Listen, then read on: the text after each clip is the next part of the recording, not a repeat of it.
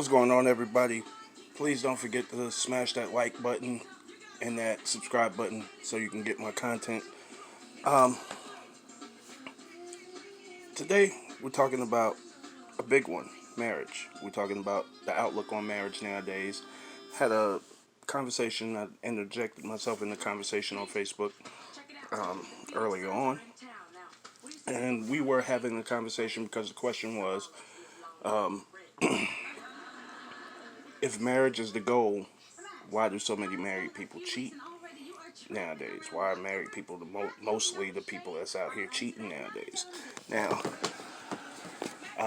for me, the answer is pretty simple. The answer is that marriage is not the goal. Marriage is not supposed to be the goal. What's supposed to be the goal is being married and staying married. Those are two things that are never ending, and it requires work constantly. So when we are talking about those things, when we're talking about this, there's a lot of things that, a lot of layers that you need to peel back on. So I'm gonna try to peel back some of those layers for y'all and give you a little bit of outlook on how we look at marriage and relationships now. The fact of the matter is that we look at marriage as it's not an institution anymore. A lot of people look at that as an accomplishment or a goal. Just getting married, that's the accomplishment or the goal. Um, More so, the wedding is the accomplishment and the goal. Um, Based on the logistics of marriage now, the fact that you can get out of a marriage very easily now. um, an uncontested marriage, an uncontested divorce is like $180. Meanwhile, the average cost of a wedding is about $20,000 to $25,000. So, of course, that being the goal of getting married, once you get married, you see a lot of couples out here who are very unhappy within 4 or 5 months after the wedding. Um, just because we don't value the marriage as much as we value the wedding. Um, another thing is, when we talking about relationships and marriage or whatnot, um, there's an appreciation factor.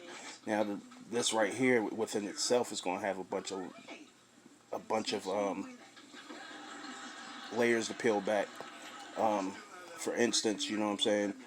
We even start off picking the people that we're going to bring into our lives with the wrong apparatus or the wrong apparati. Meaning, um, we utilize the wrong things in order to judge whether we're going to bring somebody in our life. How generally it's mostly a judgment on financial status. um, I think everybody knows that. Everybody understands that. I think people who will be honest. I think people who will be honest would actually agree with what I'm saying. Um, the honest truth that um, about material things and how we pick people due to material things. The honest truth is, um, instead of building a bond, and it's a word that this female brought up. Instead of building a bond, you can't build a bond based on things. All right, so you're missing the most important aspect of being in a relationship, which is connectivity, chemistry, all of that stuff. So the only time when you base it on that, the only time you're happy is when that person is producing something of materialistic value. However, that materialistic value is only valuable to you while you deem it to be new. After that, you lose all respect for what that person has done. You don't appreciate a shirt 6 months from the time that it was given to you. You don't appreciate even jewelry 6 months past the time that it was given to you, unless you really value your marriage and we're talking about your wedding ring or whatnot. So, and even with your wedding ring, that you have to have your mind right to understand what the ring means, rather than the actual gold or diamonds that are in it. So, things that we should be judging people on, whether we're going to bring them in our lives and keep them in our lives or not, is their ability to bring us peace of mind, their ability to help us attain peace of mind, and your ability to return that. Things like stability, things like security, things like love, things like trust, things like, for a man, speaking for a man, a real man who wants to be happy and is searching for happiness. Um, I would love to have a woman that, I can go out and have fun with, and you know what I'm saying. I don't want to be like, my fun is reserved to going out with the fellas. I want to be able to go out and do all of those same things with my woman. But even more than that, I want a woman who can go out with her friends, and I trust and believe that she knows what she has at home, and she knows that knows where we're going, and what we're trying to build is more important than anything that those dudes out there are going to be trying to offer her. So, just being content in that. Um, so, the last thing I wanted to talk about is um, the actual definition of marriage now. Um, Back in the day, marriage actually had kind of a universal meaning and a universal appeal, because it meant one thing. But nowadays, you actually have to talk about it.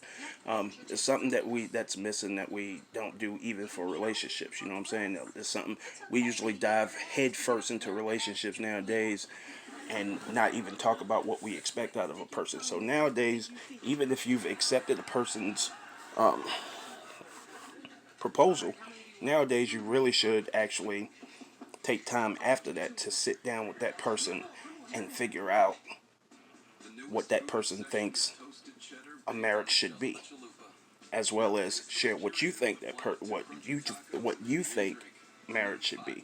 So if you are able to do that, and you sit down and those things align, then you're in a good space. But if it don't align, then you have a choice to make. You have a decision to make, whether you're close enough to try to fix things, and basically, um, just because the definition of marriage has changed, the definition of so many words have changed. Um, Even the definition of dating. Um, Back in the day, dating was an exclusive thing.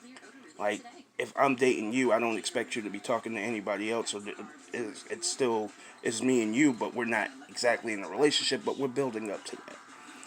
Nowadays, dating is basically something that you do in order to keep someone at bay.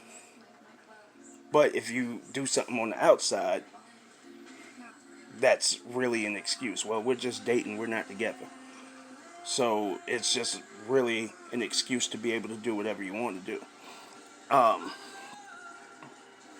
Same thing with marriage. When we're talking about marriage, some people view marriage a little bit stronger than others. Some people view marriage a little bit as being more important than other people would actually give it credit for. Some people just do it just to do it. Some people really take that. So it's important to have that conversation beforehand, so you don't step into a marriage willing to give your all and that person is not. You know what I'm saying? So that's why um, things happen. Now the thing about it is, once you start taking all of that and putting that to cheating, a lot of people forget that when you're in a relationship or in a marriage or whatnot, a lot of people forget that it's not just about your own happiness, it's about your partner's happiness as well. So when you're talking about these things, you also have to take that into perspective. You have to take that into account. Am I willing to give this person the effort that I am expecting? Am I willing to apply my effort to what they like the same way I expect them to do that? Do the same thing. And it's just life. You know what I'm saying? Like, that is what it breaks down to, what it boils down to. The hardest thing to do is to continue doing things that a person is not acknowledging or appreciating, and trying to keep them happy. It's hard to continue bringing good to someone's life who doesn't acknowledge it. And I think that's the expectation of most people now.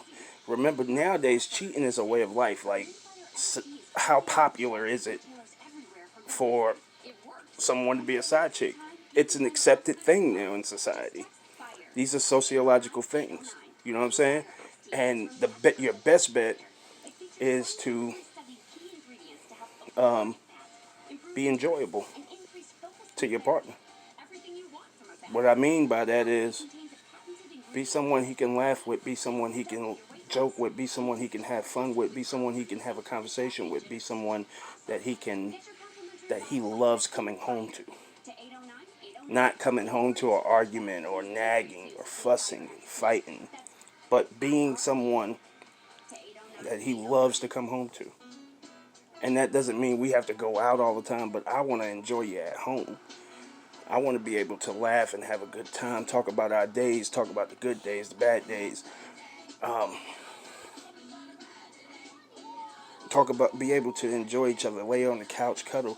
We can do, like, Netflix and chill is not reserved for people that don't live together. You know what I'm saying? You can do that with your partner. And it's all about reinventing that. This is just going back to what I said about working at your relationship. It's all about reinventing your relationship and having fun, taking trips, and loving each other. That's why when you don't have those aspects in hand, when you don't have these aspects in hand that I've been talking about, that's why a person is more prone to cheat, because, especially for men, women are empowered to leave. Women are considered strong women to leave.